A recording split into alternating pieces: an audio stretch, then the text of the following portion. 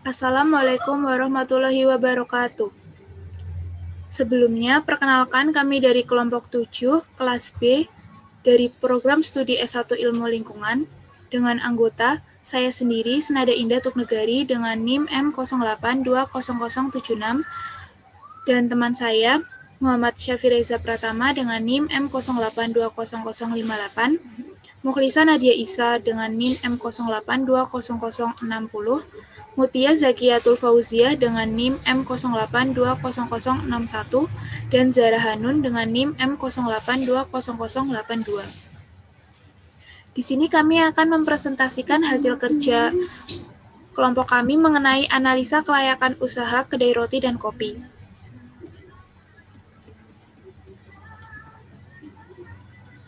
Di sini kami akan membahas yang pertama, yaitu data dan scoring hasil analisa. Di bawah ini, kami menyajikan beberapa analisa tentang kelayakan usaha kami, yakni kedai roti dan kopi. Analisa ini dilakukan guna mencari tahu kesiapan dan kelayakan pada usaha kami.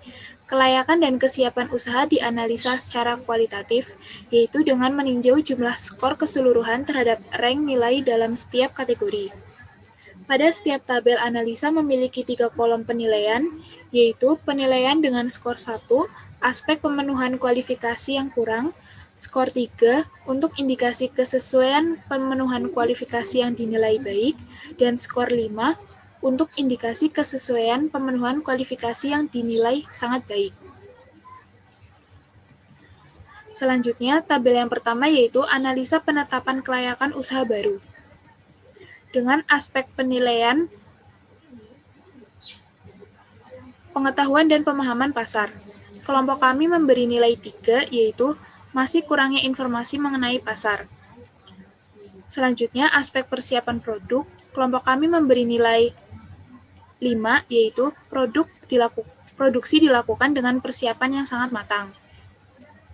Pada aspek keefektifan penjualan dan pemasaran, kelompok kami memberi nilai 5, yaitu menjual dan memasarkan produk dengan target yang jelas dan persiapan yang matang.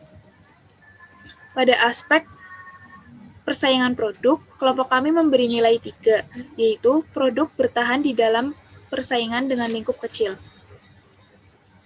Pada aspek daya tahan produk, kelompok kami memberi nilai 5, yaitu produk dapat bertahan lebih lama di suhu yang dingin. Pada aspek waktu dimulainya usaha baru, kelompok kami memberi nilai 5, yaitu usaha dimulai ketika sudah banyak persiapan, baik siap modal dan pemahaman mengenai pemasaran. Dan aspek yang terakhir yaitu keuangan. Kelompok kami memberi nilai 5, yaitu harga jual dan modal telah dihitung menggunakan perhitungan yang akurat dan jelas. Dari ketujuh aspek penilaian di atas diperoleh total skor pada nilai 1 yaitu 0, pada nilai 3 yaitu 6, dan pada nilai 5 yaitu 25. Sehingga didapatkan hasil jumlah keseluruhannya yaitu sebesar 31. Kemudian, penjelasan mengenai tabel selanjutnya akan dijelaskan oleh teman kelompok saya.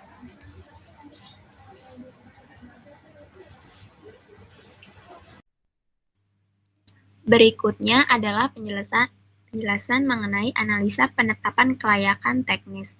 Di sini kelompok kami menandai ada 5 aspek.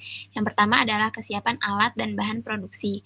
Yang kedua adalah kesiapan operasional. Yang ketiga adalah kualitas rasa. Yang keempat adalah desain penyajian dan pengemasan makanan. Dan yang kelima adalah pemeriksaan keadaan kedai. Kesiapan alat dan bahan produksi kedai kami adalah bahan relatif ditemukan jika berusaha mencari. Bernilai poin 3. Lalu yang kedua adalah kesiapan operasional. Itu alat sudah dimiliki lengkap sampai cadangan. Karena jika ingin membuka suatu usaha, alangkah baiknya sudah memiliki alat yang lengkap, bahkan sampai memiliki cadangan untuk mengatasi hal-hal yang tidak diinginkan terjadi. Poin ini bernilai 5. Lalu yang ketiga ada kualitas rasa, yaitu rasa makanan konstan karena baru membuka kedai. Yang keempat, desain penyajian dan pengemasan makanan adalah sudah memiliki desain dan gaya penyajian khas kedai. Ini bernilai 5.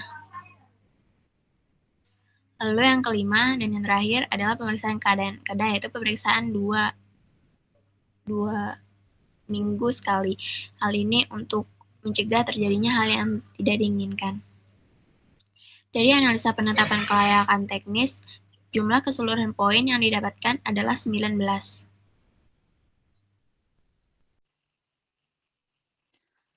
Analisa penilaian peluang pasar. Aspek penilaian yang kami ambil itu ada 5. Yang pertama, lokasi yang strategis. Kami memilih belum menentukan lokasi usaha karena memang usaha ini belum berjalan. Yang kedua, sarana promosi yang efektif. Pilihan kami yaitu menjual dan memasarkan tanpa strategi. Kami mengetahui bahwa promosi itu sangat penting untuk bisa mengenalkan produk kami ke konsumen. Namun, kami belum memiliki strategi yang tepat dan jelas mengenai bagaimana kami menggunakan media dalam promosi. Kemudian, target sasaran konsumen yang tepat. Kami menargetkan pada usaha kedai roti dan kopi ini kepada konsumen yang berusia di atas 15 tahun. Kemudian, ketersediaan data sumber informasi untuk perkembangan usaha. Pilihan kami yaitu informasi yang didapatkan masih kurang, sehingga prediksi sangat mungkin meleset. Yang kelima, kesesuaian besaran produk dengan harga yang diinginkan konsumen. Pilihan kami yaitu produk diproduksi berdasarkan pertimbangan terhadap estimasi hubungan harga dan volume. Jadi, dalam kegiatan produksi kami mempertimbangkan keinginan pasar dan mencoba untuk memenuhi keinginan pasar sesuai dengan yang bisa kami berikan. Dari analisa peluang pasar ini, total skor yang diperoleh yaitu 17.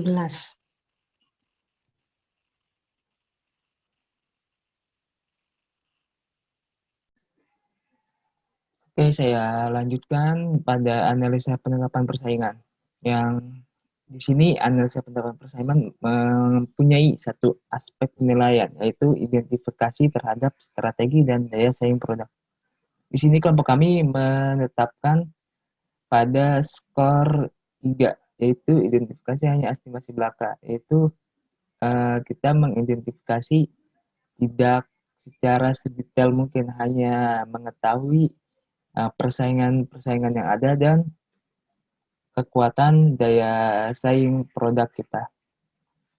Lalu dari semua aspek analisa dijumlahkan keseluruhannya, yaitu terdapat 6 aspek. Yang pertama, penetapan kelayakan usaha jumlah skor 31. Yang kedua, penetapan kelayakan teknis jumlah skor 19.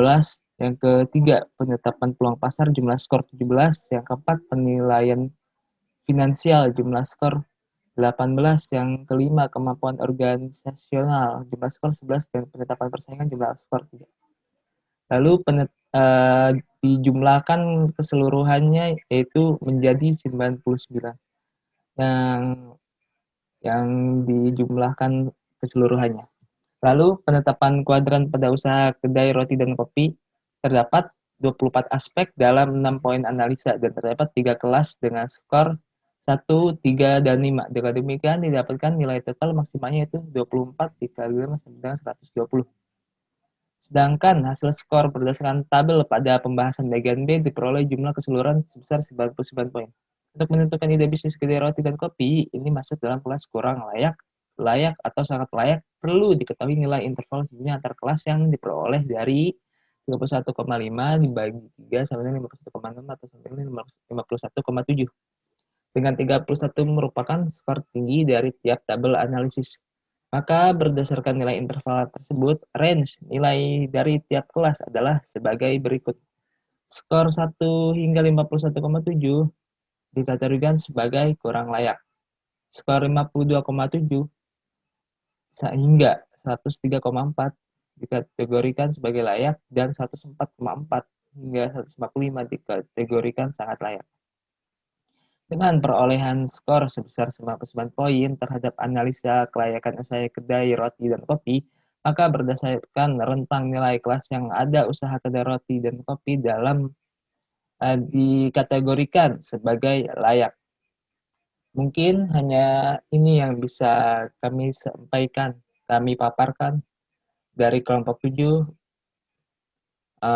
Jika ada kekurangan mohon dimaafkan. Wassalamualaikum warahmatullahi wabarakatuh.